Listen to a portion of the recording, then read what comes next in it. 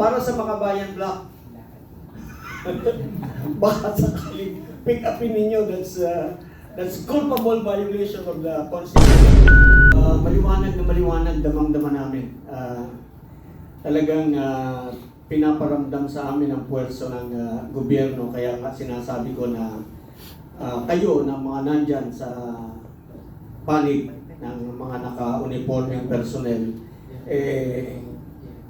huwag kayong pumayag na magamit kayo para pagkitil ng boses ng lumalaban dahil kayo ang nagpa-violate ng non-partisanship. Kasi kayo yung lumalabas ng partisan, hindi yung mga lumalaban. Kaya dapat po, isipin nyo naman kinabukasan ng inyong mga anak. Nung inilalaban namin, kinabukasan ng mga anak ninyo, anak namin, ng mga apo natin. Pagkatapos, kayo tong, dahil takot lang kayo, dahil yung iba dyan, kapit ko sa pwesto, katulad ng sinabi ko, dapat yung mental state ng Pangulo is a grave national security concern. Dapat yan, pa-examine natin. Yung duty ng gabinete ng Pangulo yan, to help him examine. Sulatan nila yung Senate President at saka yung Speaker of the House at sabihin na dapat ipa-examine natin ang Pangulo para malaman natin ang tunay na kalagayan ng kanyang pag-iisip. Kung dahil may allegation na siya ay prolonged user ng cocaine. And when you do that for a long time, yung epekto kasi ng cocaine sa brain, nakakashrink ng utak yan, nakakatuyo. And when it shrinks, hindi na pareha sa pag-iisip niyan. Nag-hallucinate pa yan. So, and in times of emergency, yung crunch time na tinatawag natin, hindi mo maasahan mamuno sa atin yan. So, dapat trabaho ninyo yan. Kayo sa Sandatahang Lakas, kayo sa National Defense, sa DILG, lahat kayo. I think it's incumbent upon you to do your duty under the Constitution. Have him examined. Para magkaalaman tayo, para ma-settle natin itong issue once and for all. Confronting the President himself.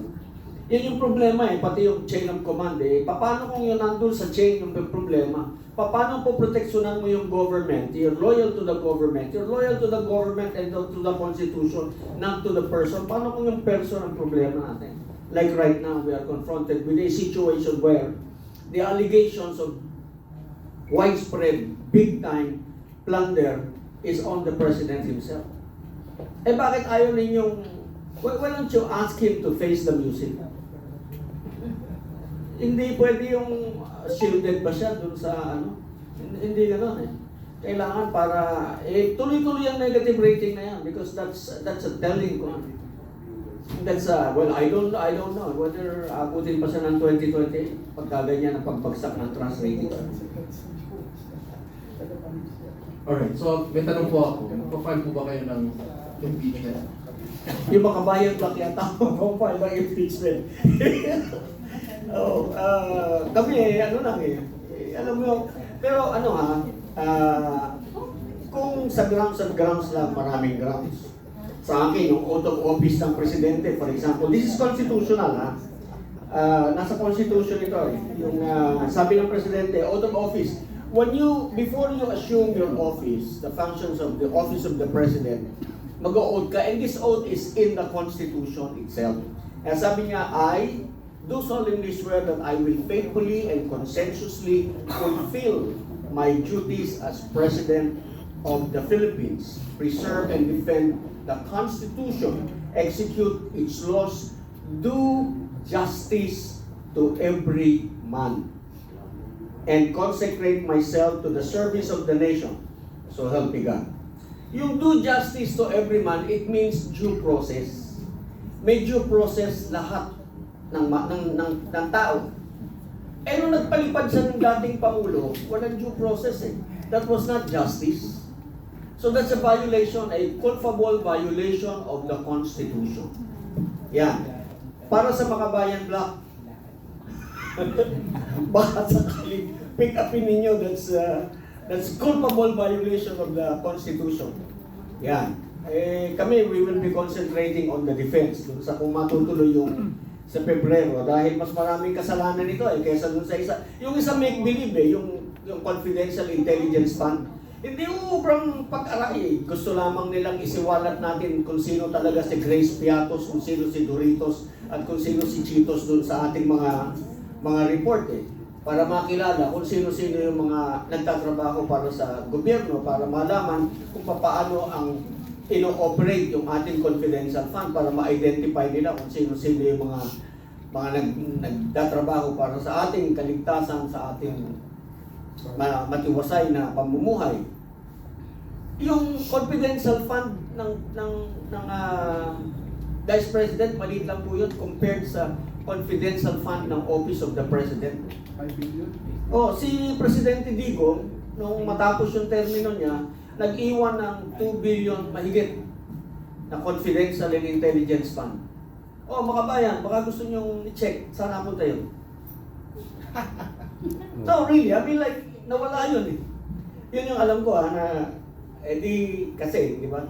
So, tignan natin. Gusto ninyong inspekin yung confidential intelligence fund ng Vice President.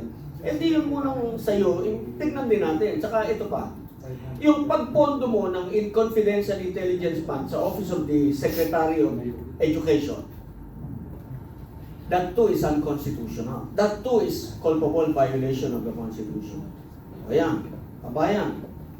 Balita namin, magpapile kayo, pile nyo na. Masaya. Masaya ba yun? Okay, so, may dadagdag lang ako dyan. Kasi balikan ko ulit doon sa desisyon ng tao, based on the survey. Sinasabi ng mga tao, karamihan, involved ang presidente, nag-benefit ang presidente. In other words, parang alam ng mga tao kung sino ang mastermind, sino ang nag-approve, tama? And also, ang rating ng presidente natin sa disapproval, nasa 55 na. Yung distrust, nasa 62. And mostly, ang anti-admin ngayon is nasa 56%. Ang question ko is this going to affect yung magiging decision ng mga House members dun sa impeachment? Kasi ang alam ko may impeachment iyahain kay BBM, may impeachment din iyahain sa Vice President. Is that going to affect? Because if it's not going to affect, and if our representatives are supposed to be the representatives of their constituents, parang may disparity ang mangyayari doon. Dito natin malalaman kung yung mga congressman natin ay tunay na kinatawan ng ating mga mamamayan. Pag nagkaroon sila ng consultation at isusundin nila ang taong bayan, ang hatol ng taong bayan, at yun ang magiging boto nila sa ating kongreso, well and good. Pero hindi boto nila, kasi kung boto lang nila yan, then they're not being the true representative of the people. So there's the challenge. Bago bumoto yung congressman nyo, dapat alam niyo yan pa kinonsulta kayo. Because dapat ang boto nila, boto ng tao. Kasi sinasabi nila na yung boto ng mga congressman na sa impeachment ay boto ng taong bayan. Kung tunay na boto ng taong bayan yan, dapat kinonsulta mo muna ang iyong constituents. Ano ba masasabi niyo doon, Ma'am Malu? May impact yun, no? May impact yun dahil pumupunta na tayo dun sa institutional inquiry into accountability. Again, depende kung ano yung mga charges na ilalatag. Again, depende kung silang dalawa. Matindi yung silang dalawa, sa tingin ko, yung Committee on Justice mahihilo kung paano gagawin yung role nila kasi sinabi ng Korte Suprema, oy, mag-hearing kayo ha, hindi na pwede yung fast break sa Senado. So magkakaroon ng hearing sa Committee on Justice, imaginein mo kung yung dalawang presidente at vice presidente. On the other hand, kung gusto talaga natin ng accountability at kung gusto natin that we seek changes within constitutional ground, that's the only way we can seek accountability. Yun nga lang, tinitingnan ko saan budget kukuha para bayaran ng mga congressman. Meron daw, meron. Oo. Meron na sigita. Kaya yung 2026 budget, medyo tingnan nyo. Hindi, kasi yung unprogram, wala yung revenue pa So sa tingin ko manggagaling sa AIX, sa MAIP, Yes. or sa Confidential fund. confidential fund. Yun tingnan ninyo yan 400 billion. Or sa school buildings. Pero ang problema niyan, yung previous kasi hindi pa nababayaran eh. Correct. So, naalala niyo yun nung sinabi na, oy, ilabas nyo na yan. Yung sabi nung dalawang congressman, ilabas nyo na yan kasi na-commit na yan. Kailangan ng bayaran, di ba? Yes. So kung pareho, yung parehong member ng 19th at 20th at ikaw ay hindi ka nabayaran o hindi ka nabigyan ng allocation, these things can work against the leader. Dahil, nangako ka sa amin, ngayon gusto mo na naman kaming pumirma dyan, hindi mo naman itinuloy, di ba? So, napakahirap na sa quicksand ang administrasyon na ito pagdating sa impeachment sa Pangulo. At dahil yun nga ang climate na ang taong bayan wala ng tiwala, sino ang most rational animal sa mundo? Di ba politiko? Alam nila ang dapat gawin para manalo. So asahan mo dito sa impeachment, very tricky ito. Hindi porke nasa administration ka, susuporta ka. Hindi porke sinabi ng oligarch behind a political party, susuporta ka. Kasi titingnan din ng oligarch, uy, naipit ako dito. Uy, hindi ako makagalaw. O lahat ng pangako mong proyekto hindi na ilalabas. So all these things, ang sense ko, ang Pangulo nasa catch-22 position. Ang Vice Presidente, kung rehash, nung katulad ng dati, nako, kayang-kaya ng legal team niya. Kasi pinaghandaan na nila noon pa. No? Yan lang paulit-ulit na si Piatos, si ganyan. Hindi nila naiintindihan yung joint memorandum on the use of confidential and intelligence fund. Kaya nga sabi ko, palitan niyo yun. Diba? Hanggang hindi yun napapalitan, yun ang governing law.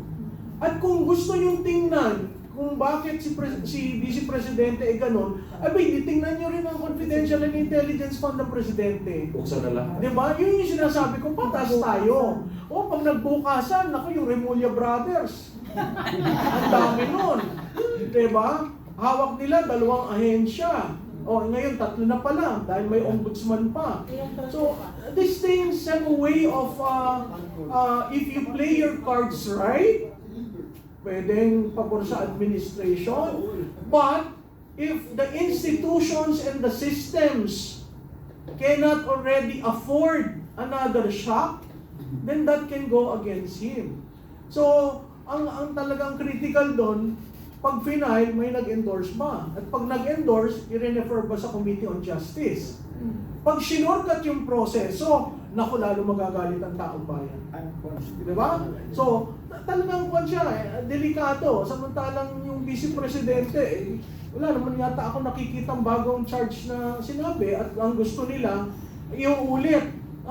Yung isa, 3 taon. Yung isa, si Vice Presidente, 1 taon. Wala naman siyang flood control projects. Si Presidente, buong bürokrasya.